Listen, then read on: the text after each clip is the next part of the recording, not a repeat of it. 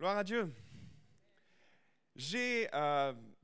Lorsque je parcours les évangiles, souvent il y a des passages, des expériences que des personnes vont faire avec Jésus qui m'interpellent. Et c'est vrai que ces expériences, elles m'interpellent parce que bien souvent, je me dis, qu'est-ce que je n'aimerais pas être à leur place. Ça paraît bizarre de dire les choses comme ça, mais vous allez comprendre que quand je prends, et on va décortiquer ces textes, où je vous en donne 3 exemples là ce matin, quand vous êtes à la place de Marthe et Marie, dans Jean chapitre 11, verset 1, qui envoie un message à Jésus, et qui lui dit « Jésus, celui que tu aimes est très malade ». Et que la réponse de Jésus à ça, c'est « Bon, on va rester 2 jours de plus, et on va y aller ». Et alors que Jésus dit ça, Jésus sait très bien ce qui est en train de se passer. Lazare va mourir. Et non seulement ils vont partir au bout de 2 jours, mais ça ne compte pas le temps pour arriver. Donc finalement, on ne sait pas combien de temps Jésus va se mettre on ne sait pas combien de temps, à partir du moment où la demande de Marthe et Marie va être faite, combien de temps Jésus va mettre pour répondre à la prière de Marthe et Marie. Et quand on comprend ce qui se passe, elles vont vivre un deuil. Elles vont vivre quelque chose d'abominable, une souffrance profonde. C'était leur frère. Et Jésus qui semble complètement déconnecté d'une notion de temps, semble, et qui va permettre que Lazare meure. Et Marthe et Marie ne comprennent pas ça. Et en même temps, le texte dit, Jésus aimait Lazare, Marthe et Marie. Ben vous savez, moi j'ai envie de dire, Seigneur, s'il te plaît, ne m'aime pas comme elle.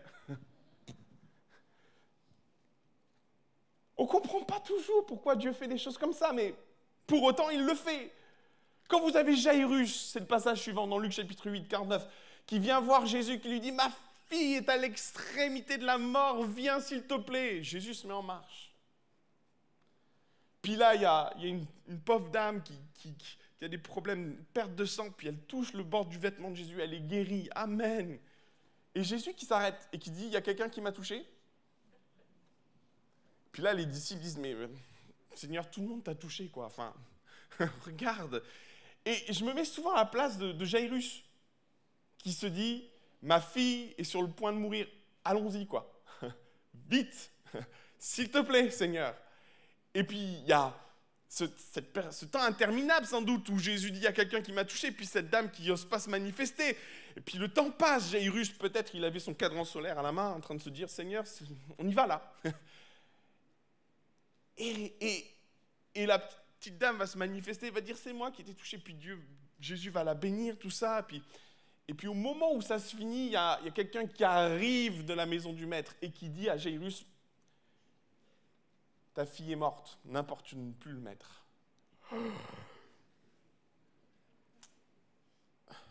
Ok. Seigneur, je veux bien que tu m'aimes, mais pas comme ça. Pas de cette façon. Et vous savez, il y a plein de passages dans les Écritures où l'attitude de Jésus rentre en confrontation à ce que nous nous imaginons de lui. Où il est un Dieu qui entend les cris du malheureux, où il est un Dieu qui prend soin de celui qui est dans la souffrance, où il est un Dieu qui guérit. Et par moments, Jésus nous fait des trucs comme ça. Et il y a un passage qui m'a vraiment interpellé. C'est ce matin, c'est lors de ce culte que j'aimerais vraiment développer ce passage. C'est l'histoire de cette femme, cette syrophénicienne. En fonction de l'évangile que vous prenez, soit elle est cananéenne, et je crois que c'est dans le livre de Matthieu, soit elle est syrophénicienne si vous prenez le livre de Marc. Et cette femme va vivre quelque chose que je trouve terrible. Personnellement, quand je lis, j'approfondis le texte, je me dis, mais Seigneur, je ne comprends pas. Je ne comprends pas. Le contexte est le suivant, Jésus sort d'une belle campagne d'évangélisation où il a prêché le royaume de Dieu, il s'est retrouvé confronté. Et à un moment donné, le texte dit, et c'est en fonction des versions, il a eu le besoin de se retirer. Sans doute parce qu'il y avait une pression des Juifs, sans doute parce qu'il y avait même la pression de la foule. On ne sait pas pourquoi Jésus au juste se retire, mais une chose est certaine, c'est que Jésus voulait prendre du temps à l'écart, voulait se faire un peu discret. C'est ce que dit Marc. Et Jésus prend la décision de quitter le territoire de Galilée, quitter le territoire où se trouvaient les Juifs pour aller se réfugier dans Tyr et Sidon. Un territoire qui n'est pas considéré comme un territoire juif, un territoire où la plupart de la population était des Cananéens et n'avait rien à voir avec la population juive. Et alors que Jésus décide de prendre ce temps de repli, se retire en Galilée, de la Galilée pour peut-être se reposer ou pour fuir peut-être une menace qui venait des Juifs ou des pharisiens ou des scribes, peu importe, Jésus prend du recul, veut être discret, va dans une maison, veut surtout pas être vu ou reconnu ou entendu. Il est en mode discrétion totale. Là, il débarque une femme. Et voilà ce qui nous est dit dans Matthieu chapitre 15, verset 22. Et voici une femme cananéenne qui venait de ces contrées, lui cria « Aie pitié de moi, Seigneur, fils de David, ma fille est cruellement tourmentée par le démon. » Moi, cette femme, elle m'interpelle. Pour moi, elle est extraordinaire. Parce que le texte ne le dit pas, le texte ne la présente pas comme on voudrait qu'elle soit présentée, mais les simples mots de ce qu'on lit m'invite à dire, elle est formidable. Elle est cananéenne, syro-phénicienne, elle est issue d'un pays qui n'est pas juif du tout. Sa tradition, ses origines, tout l'amène à être dans une religion et dans une culture polythéiste. Elle vit à 100 milieux de la tradition juive. Aussi, elle grandit dans un contexte spirituel qui peut-être a amené sa fille à vivre ce qu'elle vit. Parce qu'il n'y a jamais de feu, il n'y a jamais de fumée sans feu, comprenez-moi. Hein? Et finalement, sa démarche spirituelle, à un moment donné, peut justifier le fait qu'elle est ce qu'elle est en train de faire. C'est-à-dire qu'elle a vécu des choses pas possibles, dans un contexte spirituel pas possible, elle décide d'en sortir en s'adressant à Jésus. Sauf que, dans son attitude, dans son comportement, elle est en train de faire un pas de géant, un pas de foi énorme. Elle décide de fermer le livre de sa tradition, du contexte spirituel dans lequel elle a grandi. Elle renie la religion polythéiste. Elle est une femme et elle va s'adresser à un juif. C'était déjà compliqué pour qu'une juive s'adresse à un juif. Là, en plus, c'est une femme étrangère qui s'adresse à un juif. Ouh! Une démarche de foi, pour moi, qui est extraordinaire. Où elle décide dans son milieu, dans son contexte, au milieu de ceux qui la connaissent, au milieu de ceux qui savent qui elle est, puisqu'il nous est dit qu'elle venait de ces contrées, elle fait un choix ouvertement et public de dire « Moi, mes dieux, je les abandonne et je vais m'adresser à Jésus. » Waouh! C'est formidable! Alors, sans doute qu'elle avait les bonnes motivations, et elle le dit en plus. En effet, quel parent, face à la souffrance de son enfant, ne va pas chercher une solution et elle est dans une situation extrême? En effet, et souvent moi j'ai lu ce texte, mais je n'ai pas fait attention à un mot, mais notez ce qu'elle dit. « Ma fille est cruellement tourmentée. » Vous savez à quoi ça me fait penser? Ça me fait penser au Gadarien. Quelle mère peut rester insensible face à sa fille cruellement tourmentée? Alors j'ai cherché le grec, et en effet, le grec est d'une violence extrême, parce qu'il veut dire exactement ce que le mot veut dire. Elle souffrait, elle était tourmentée, elle était dans un état que cette mère, au bout du compte, en finit par arriver à un extrême de s'adresser à Jésus, lui qui est juif, elle qui est cananéenne. Elle décide de faire un pas de foi gigantesque. Elle décide de faire fi de sa vie passée, de ce qu'elle pouvait être pour s'adresser à Jésus. Waouh! Et vous savez, ce qui est remarquable en plus dans cette femme, c'est qu'elle va aller encore plus loin que ça. Comme si ça ne suffisait pas. Parce qu'elle va entendre parler de Jésus. C'est ce qu'elle va dire c'est ce qui va nous être dit dans l'évangile de Marc. On va jongler sur les deux passages. Dans l'évangile de Marc, il dit, elle a entendu parler de Jésus, mais vous savez quoi? Ce qu'il y a d'extraordinaire dans les mots qu'elle emploie et dans ce qu'elle dit, c'est qu'elle n'a pas fait simplement qu'entendre parler de Jésus, elle a essayé de comprendre qui était Jésus. Et on le voit quand elle s'adresse à Jésus de la façon suivante. Quand elle dit « Pitié de moi », certes, c'est une prière, mais regardez ce qu'elle dit « Seigneur ». Ouf. Elle place Jésus dans une position d'autorité, mais elle continue, elle dit « fils de David ». Vous savez ce qu'elle est en train de faire? Elle est en train de révéler l'aspect messianique de Christ, de Jésus. Elle est en train de dire « t'es le fils de David, t'es la descendance, t'es celui qu'on attend, t'es le Messie ». Sauf que c'est dans la bouche d'une non-juive. Alors qu'à l'époque, les contemporains de Jésus ont un grave problème pour reconnaître la messianité de Christ. Elle, qui n'est pas juive, qui sort d'un milieu complètement différent, le reconnaît. Oh. Vous savez, ce terme est employé que quelquefois, fils de David. Il est employé avec des aveugles, mais finalement, il est très peu employé. Et cette femme qui n'est pas du tout issue du contexte juif, qui ne sait pas du tout qu'ils attendent un Messie, a fait la démarche, elle, à un moment donné, d'entendre parler de Jésus, de savoir qui il était, d'où il venait, dans quel contexte il vient, pourquoi il vient. Elle a fait son propre cheminement spirituel pour comprendre qui était Jésus, ce que Jésus était venu faire. Waouh! Il n'y a pas la moitié des Juifs, des contemporains de Christ qui sont allés vers Jésus avec une telle compréhension de qui était Jésus. Il n'y en a pas la moitié. Elle arrive avec un standard, une approche que pas la moitié des Juifs qui se sont approchés de Jésus avaient de lui. Oh. Alors moi, je me suis dit, sur la base de la disposition de cette femme, dans quel état d'esprit elle va vers Christ, Jésus va l'accueillir les bras grands ouverts, quoi. Franchement, moi j'aurais été à la place de Christ. Ah, waouh! En Israël, j'ai pas vu une femme comme toi, quoi. J'ai pas vu des aptitudes, j'ai pas vu un cheminement spirituel comme le tien dans tout Israël. Franchement, femme, tu m'épates, t'es extraordinaire. Sauf que quand Jésus va entendre ces paroles, voilà ce qu'il nous est dit.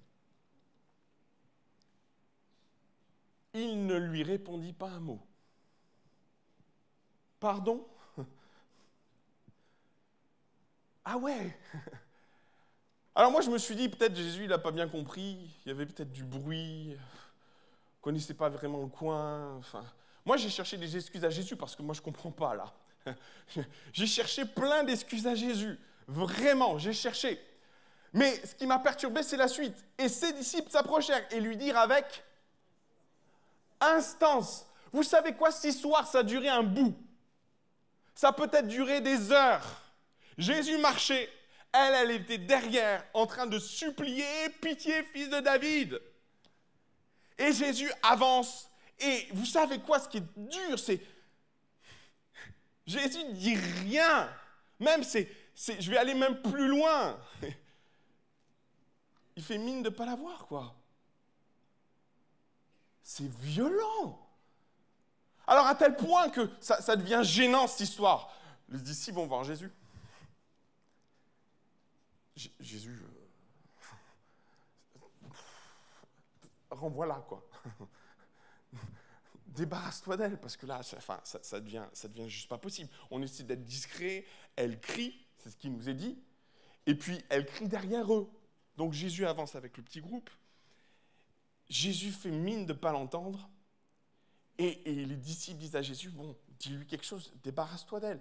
Même à la limite, guéris, fais ce que tu as à faire, fais-le, quoi, comme ça on est débarrassé du truc. Et là, on se rend compte que finalement, Jésus intentionnellement ne veut pas lui parler. C'est intentionnel. Et c'est dur à entendre, mais par moments, Jésus est intentionnellement silencieux. Oh! Et elle crie derrière. Et les disciples sont là en train de dire à Jésus, mets un terme au truc là, c'est bon. Ça devient gênant.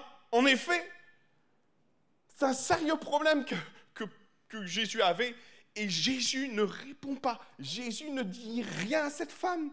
Il laisse le truc continuer.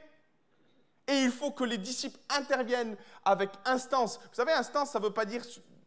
Non, c'est qu'ils sont venus plusieurs fois le dire à Jésus. Ils lui ont dit une fois, ils l'ont peut-être dit 2 fois, ils l'ont dit 3 fois, puis finalement ils deviennent lourds et pesants, à la fois jusqu'à ce que Jésus manifeste et dise un truc. Moi, j'aimerais vous poser une question ce matin. Comment tu réagis quand Dieu te dit rien? Parce que vous savez, la vérité, disons les choses telles qu'elles sont, par moments, on n'a pas toujours des réponses à toutes nos demandes. C'est vrai. Mais quand quelqu'un supplie, quand quelqu'un est aux abois comme cette femme-là, dans une extrémité, dans une souffrance, où sa famille, où sa fille bien-aimée est tourmentée cruellement, vous savez, des fois, on a l'impression que... moi, j'ai l'habitude de faire ça quand il y a un mail qui n'est pas trop urgent.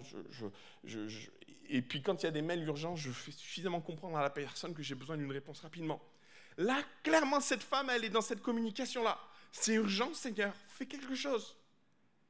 Et quand vous signifiez l'urgence de ce que vous vivez, la situation de crise dans laquelle vous êtes, et que celui qui est censé répondre entend les cris du malheureux, hein, on a tous en tête le psaume 34, n'est-ce pas? Ne réponds pas. C'est insupportable. Oui, non, dis-moi un truc. Je sais pas. Formule quelque chose. Réponds-moi, fais-moi un signe. Moi, je pose la question parce que moi, il y a quelque chose d'insupportable dans ce texte. Et peut-être c'est ce que tu vis. En fait, il y a une pression sur ta vie, il y a un contexte qui t'amène à dire « Seigneur, oui, non, réponds, dis un truc. Manifeste-toi. » Parce que le silence est lourd, trop dur à porter pour ma vie par rapport à ce que je vis. Je t'appelle, je crie à toi, je suis un malheureux et pour autant, rien. Pas de réponse. Seigneur, envoie-moi un truc. Je suis même capable d'entendre un non. Mais dis-le. Moi, je pose la question parce que quand on ne nous répond pas, qu'est-ce que c'est dur? Et c'est dur pour cette femme. Et finalement, comment tu vis ça? Est-ce que tu es frustré? Est-ce que tu es en colère contre Dieu? Est-ce que tu es perdu? Est-ce que tu ne comprends pas parce que tu connais Dieu? Parce que ça se confronte à notre compréhension de qui est Christ. En effet, notre image, comme nous nous bâtissons Christ dans notre tête, nous comprenons que c'est quelqu'un qui nous aime passionnément, qui veut répondre à nos besoins, qui prend soin de nous, qui sait que quand on est malheureux, il l'entend et puis il répond. Et puis, on connaît tous ces textes qui nous ramènent à un Jésus qui nous entend, qui vient à notre secours, sauf que là, rien. Comment tu réagis quand le silence de Dieu se confronte à ta compréhension de Christ?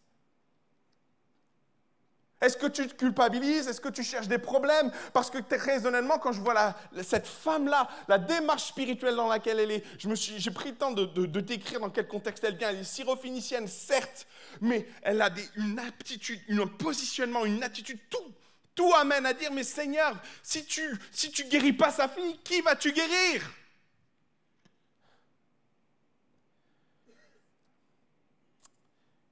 Elle vit quelque chose de dur et c'est sans doute peut-être ce que tu vis.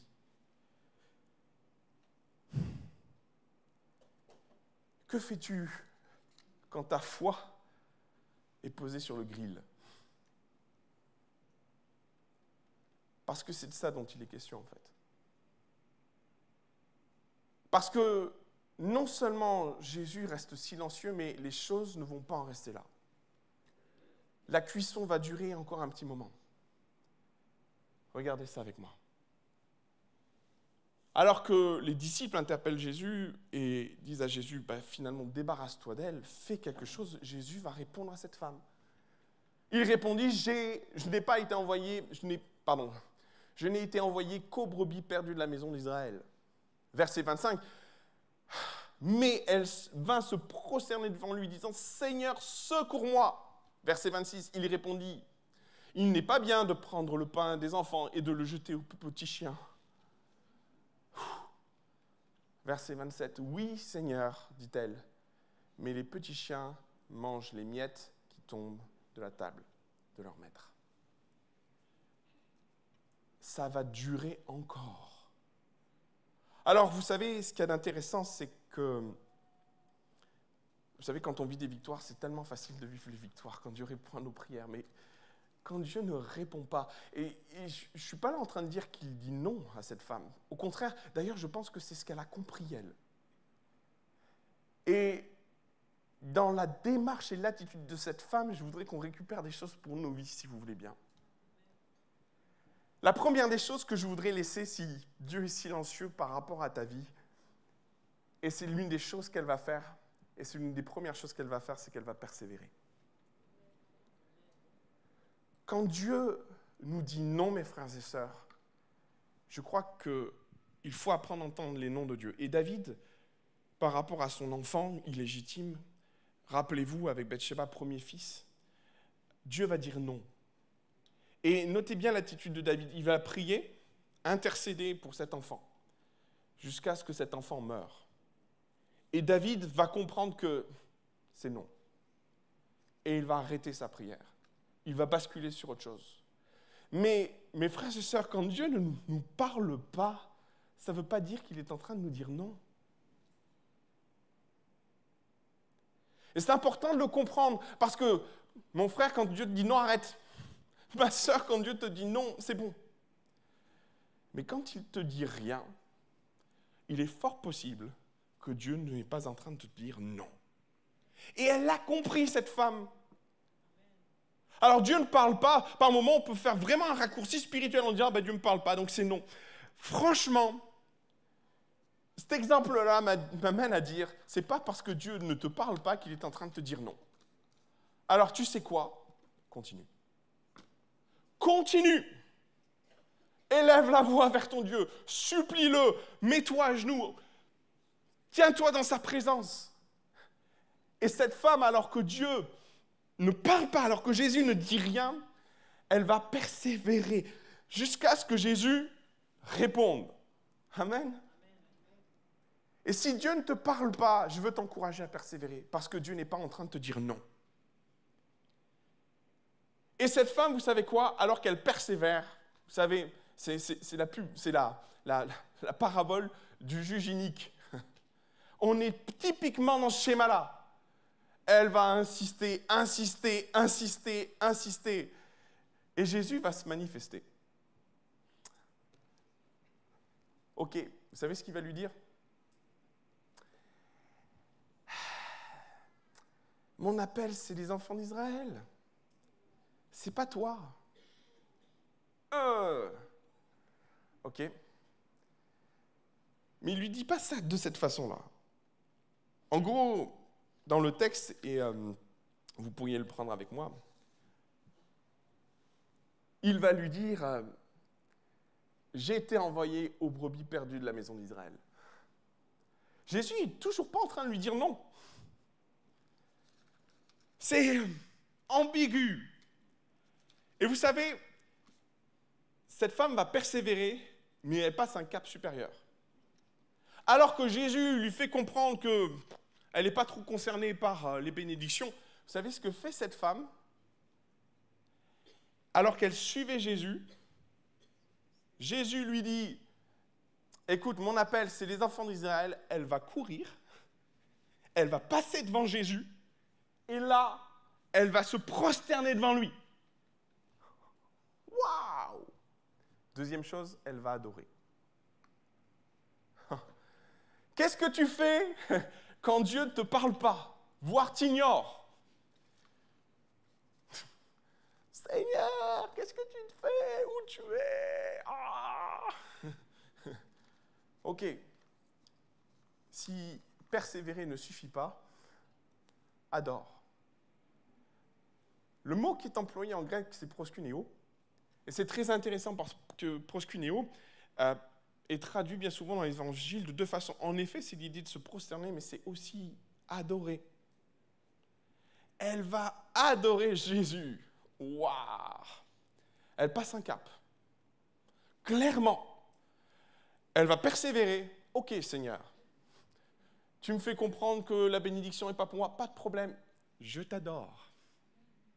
Et vous savez, c'est fort parce que le texte commence par ceci. Elle dit, c'est super, je n'ai pas été envoyée pour les brebis perdues de la maison d'Israël. En gros, elle doit comprendre que la bénédiction n'est pas pour elle. Peu importe. Et vous avez vu par quoi ça commence? Mais elle va se prosterner devant lui. Ok, Seigneur, pas de problème. Je t'adore quand même. Waouh! Elle passe un cap. Ou peut-être beaucoup d'entre nous auraient dit peut-être, bon Seigneur, tant pis. Je suis frustré. C'est pas évident à digérer. Non, elle se met à genoux, elle se prosterne, elle met sa tête contre le sol et elle prie, elle dit Seigneur, secours-moi, dans une position d'adoration. Vous savez, mes frères et sœurs, quand la prière ne suffit plus, il reste l'adoration. Et vous savez, l'adoration est une clé, est une puissance qu'on ne soupçonne pas dans nos vies. Et par moments, la prière, certes, est une puissance, et j'en conviens, mais l'adoration, c'est le moyen de puncher le ciel. Quand Dieu voit son peuple, quand Dieu voit ses enfants, comme David a pu le dire, notez bien ce que David va faire quand son enfant va décéder. J'en ai parlé il n'y a pas longtemps. Il va entendre le nom de Dieu. Dieu va lui dire, non, ton fils, je le reprends. David va se préparer, va s'habiller, va se parfumer. Et vous savez ce qu'il va faire ? Il va adorer Dieu. Et là, vous avez le cœur de Dieu qui chavire. Vous avez le cœur de Dieu qui dit, waouh, elle m'adore, il m'adore malgré tout, malgré mon choix, malgré ma décision, malgré ce que je lui dis, malgré les circonstances. Et on sent que cette femme passe un cap spirituel où finalement la prière ne suffit plus. Pas de problème, Seigneur, je t'adore quand même. Jésus vient de lui dire quand même qu'il a été envoyé pour la tribu d'Israël, pour le peuple d'Israël. Non, Seigneur, pas de problème. Mais cette femme va se prosterner devant Jésus. Elle va persévérer, elle va adorer. Alors qu'elle adore, Jésus va lui dire ça. Il n'est pas bien de prendre le pain des enfants et de le jeter aux petits chiens. Wesh, on en met une nouvelle tartine. Regardez ce qu'elle va lui dire. Oui, Seigneur, dit-elle, mais les petits chiens mangent les miettes qui tombent de la table de leur maître. C'est extraordinaire ce qu'elle est en train de dire, cette femme. C'est extraordinaire parce que finalement, la dernière chose que cette femme va faire, elle va prononcer la parole. Une parole. Quand on prend un peu de recul sur ce texte, bien souvent, des théologiens ont vu dans le comportement de Jésus quelque chose qui lui échappe. Certains théologiens ont même pensé que finalement cette femme, de par sa foi, est allée bousculer les convictions de Christ. Alors je ne suis pas en train de dire que c'est ça. Hein. J'aurais même tendance à dire c'est bien mal connaître Christ que de penser que cette situation était en train d'échapper au contrôle de Christ. Certains ont vu dans l'attitude de cette femme, en effet, une foi telle que Jésus a été bousculé, déstabilisé. Jésus n'est pas déstabilisé. Jésus n'est pas bousculé, il est Dieu. Je dis ça parce que c'est tout l'inverse en fait. Dans cette situation, Jésus est au contrôle de tout. Et ce qui semble être une forme de silence n'est qu'un instrument de Christ pour amener cette femme plus loin. En effet, cette femme qui vit le silence de Dieu, le silence de Christ, alors qu'elle est dans une situation pas possible, finalement est en train de vivre un cheminement spirituel qui lui échappe. Mais qui ne doit pas nous échapper ce matin dans ce que nous vivons. Dans le silence, dans le fait d'être sur le grill. Ta foi est sur le grill, ok. Amenant tout un tas d'interrogations sur ce que tu vis, ok. Mais on a vu qu'au travers de son attitude, elle est allée chercher les bénédictions. Certes, elle a persévéré, certes, elle a adoré, et puis elle a prononcé une phrase extraordinaire qui va tout changer. Pourquoi je vous dis ça ? Parce que non seulement Jésus est totalement au contrôle, mais c'est une chose qui nous échappe bien souvent dans ce que nous vivons et dans les silences de Dieu, c'est que Dieu aime la foi. N'oubliez jamais ça. Dieu est un passionné de foi. Il est le rémunérateur de notre foi, certes, mais sans la foi, nul n'est agréable à Dieu. Alors quand il envoie, il s'en délecte. C'est une chose qu'il faut comprendre de la personne de Christ, parce que Christ est Dieu. Quand Jésus voit la foi, Et vous savez, quand Jésus a vu la foi de cette femme, il s'est dit « Waouh !» Alors, il joue l'indifférence. Parce qu'elle entame tellement fort, cette femme. Elle est syrophénicienne, elle reconnaît la divinité de Christ, la messianité de Christ. Elle reconnaît tellement de choses, sa puissance. Dans un certain contexte, ça aurait pu suffire, sauf que sa foi, elle peut aller beaucoup plus loin. Vous savez, je fais faire les devoirs à mes filles. Et dernièrement, j'ai fait faire des devoirs à mon aîné. C'est très intéressant parce que j'ai vu qu'elle avait tout compris. Ah, il y a quelque chose de... Quand on est papa et qu'on voit sa fille, c'est chouette. Je me suis dit, waouh, t'as tout compris, ma chérie. Et alors, on fait l'exercice et puis je me rends compte que c'est même trop facile pour elle. Oups. C'est même trop facile. Alors, on fait l'exercice et puis je lui dis, ma chérie, on va aller plus loin. Et là, je lui sors le même style d'exercice, mais un peu plus compliqué. Et là, elle me dit, oh, papa, elle râle forcément, hein. C'est pas ce que le maître d'école nous a dit de faire. Oh, puis ça a l'air trop dur. Et puis je lui dis, non, mais tu vas y arriver. Fais-moi confiance. Alors, elle y va de mauvais cœur, elle y va de façon désobligeante, elle y va avec nonchalance, mais elle y va quand même. Et elle y arrive. Et elle me regarde avec des yeux tout grands, tout ouverts, toute fière. Je l'ai fait. Je dis, oui, tu l'as fait. Mes frères et sœurs, par moments, dans ce que nous vivons, dans les silences de Dieu, c'est juste Dieu qui est en train de se délecter de ta foi. C'est juste Dieu qui voit en ta foi une possibilité d'aller plus loin. Et quand on prend un peu de recul sur ce texte, je vais vous montrer. Si tu veux bien me montrer les étapes, niveau 1, niveau 2, niveau 3, descends. Elle supplie. Il l'ignore. Ok, Seigneur, je persévère. C'est pas mon appel. Ok, je t'adore. Ah, c'est pas bien de prendre le pain des enfants pour le donner aux petits chiens. Ok, Seigneur, très bien. Oui, t'as raison. Mais moi, Seigneur, je vais me contenter des miettes. Et là, Jésus lui dit, t'y es, ma fille. T'y es. T'y es. T'es exactement là où je voulais t'amener. Et vous savez, c'est très fort parce que Jésus va dire une chose extraordinaire. Et ça, c'est dans notre évangile, dans Marc. Si tu peux mettre Marc, s'il te plaît.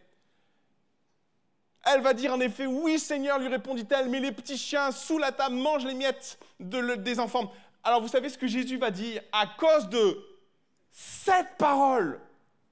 Vous savez quoi? C'est comme si Jésus attendait avec impatience qu'elle aille jusque-là. C'est comme si Jésus était au contrôle total de ce qu'elle est en train de vivre. Oui, je suis silencieux.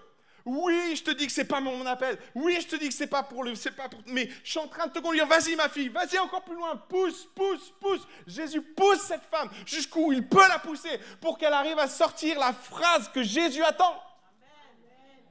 Alors quand elle le dit, bingo, ma fille, tu y es.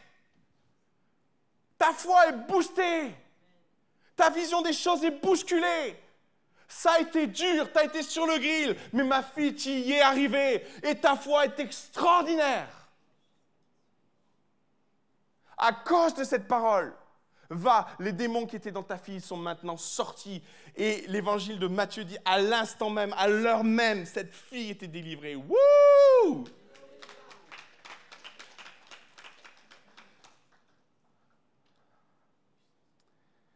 Mes frères et sœurs, quand Dieu nous met sur le grill, c'est une image terrible, vraiment. Ça peut être douloureux, ça peut être difficile, mais Jésus poursuit un objectif. Et il va amener cette femme juste là où il voulait l'amener. Il va l'amener pile à dire ce qu'elle est en train de dire à Jésus et quelle marque de foi. Cette femme est en train de dire, mais Seigneur Jésus, moi je ne veux pas le pain. Je ne veux même pas un morceau de ce pain. Je ne veux même pas un bout de ce pain. Je veux ce que personne ne veut. Je veux le truc qui tombe de la table sans que tu fasses attention. Ça vient d'elle, les miettes. C'est ses mots. Et vous savez, elle dit, moi, tes miettes sont suffisantes pour bouleverser la montagne qui est sur ma vie. Et Jésus, waouh, cette foi, ma fille, elle est extraordinaire. Femme, ta foi est grande. C'est ce que Jésus va dire dans Matthieu. Femme, ta foi est grande. Elle ne demande pas un morceau de pain. Vous savez, c'est très intéressant parce que deux versets, deux chapitres. Un chapitre suivant, il y a la multiplication des pains. Ils vont demander d'être nourris. Cette femme ne veut pas de pain. Moi, je ne veux pas de pain parce que moi, le pain, moi, les miettes me suffisent. Dans la miette, il y a ce qu'il faut pour changer ma vie. Ouais. Ça fait trop penser au grain de sénévé, vous savez. Et là, Jésus dit, ma fille, waouh! Mais quelle foi! Quelle foi! Je ne veux pas de pain, Seigneur. Je le laisse aux enfants. Et Jésus va multiplier les pains 2 chapitres plus loin. Je ne veux pas le pain, Seigneur. Je ne veux même pas un bout de pain. Ça ne m'intéresse pas. Moi, je suis sous la table et les miettes que tu vas faire tomber par mégarde, moi, je vais la prendre. Et elle va être une bénédiction pour moi. Et Jésus dit, t'y es, ma fille. Ça y est. Ta foi est grande. Jésus va dire 2 fois, à quelques mots près, la même chose.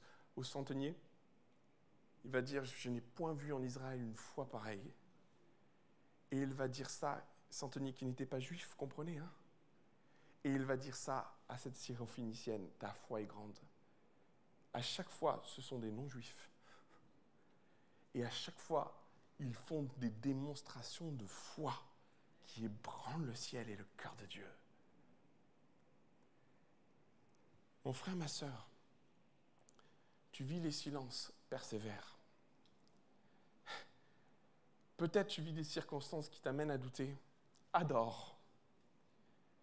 Et si peut-être à un moment donné, Dieu te donne une réponse, ok Seigneur, c'est vrai, mais moi je ne veux pas un morceau de pain, je veux les miettes. Mon frère, ma sœur, Dieu peut-être te fait passer par le grill pour une seule et unique raison, jusqu'à ce que tu prononces la parole que tu dois prononcer. Vous savez, j'ai compris dans ma vie spirituelle, dans mon cheminement spirituel, que des fois les bénédictions dépendent de ce que je vais dire. Alors je peux prier longtemps pour voir les choses avancer, et par moments j'ai eu les silences de Dieu. J'ai eu même des vents contraires qui m'ont amené à dire « Seigneur, je te louerai quand même ». Et puis par moments, alors que j'ai pratiquement tout essayé et que les réponses ne venaient pas et que ni le non ni le oui sont présents, alors je me suis mis à réfléchir, à dire « Seigneur, mais il y a quelque chose que je dois comprendre ». Et j'ai souvent vu cette expérience où Dieu attendait de moi une parole. Par moments, un acte de foi, une décision, un choix qui est le fruit d'un cheminement de silence, qui est le fruit par moments d'être sur le grill, mais qui ouvre les écluses des cieux une fois sorti de ma bouche.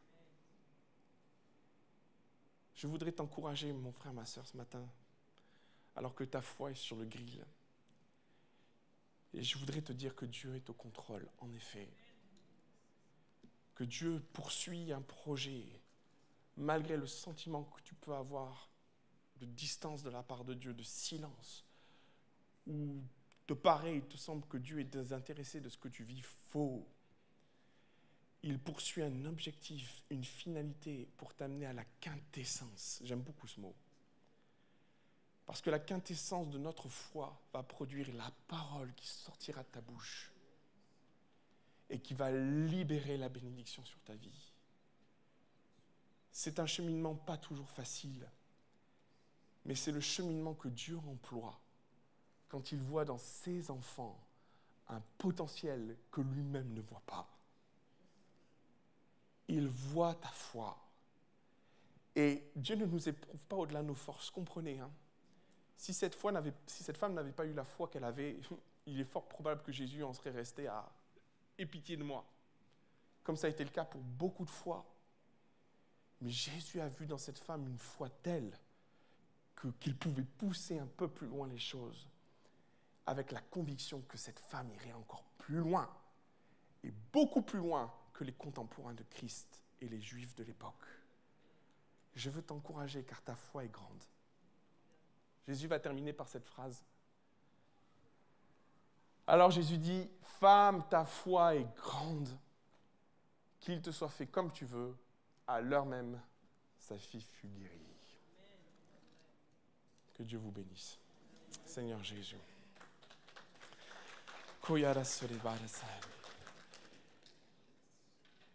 Seigneur mon Dieu,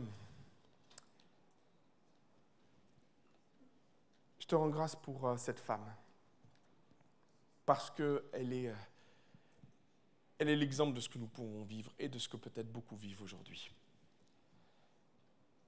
Alors que nous vivons peut-être des difficultés parce que la position est inconfortable, parce que tes silences sont insoutenables, parce que Jésus, on a par moments tellement besoin de ta parole, cette fraîche révélation sur nos vies, cette fraîche direction pour nos cœurs.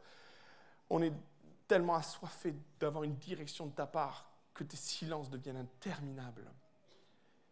Et dans ce que mes frères et sœurs vivent, je prie, mon Dieu, que tu les conduises à bon port.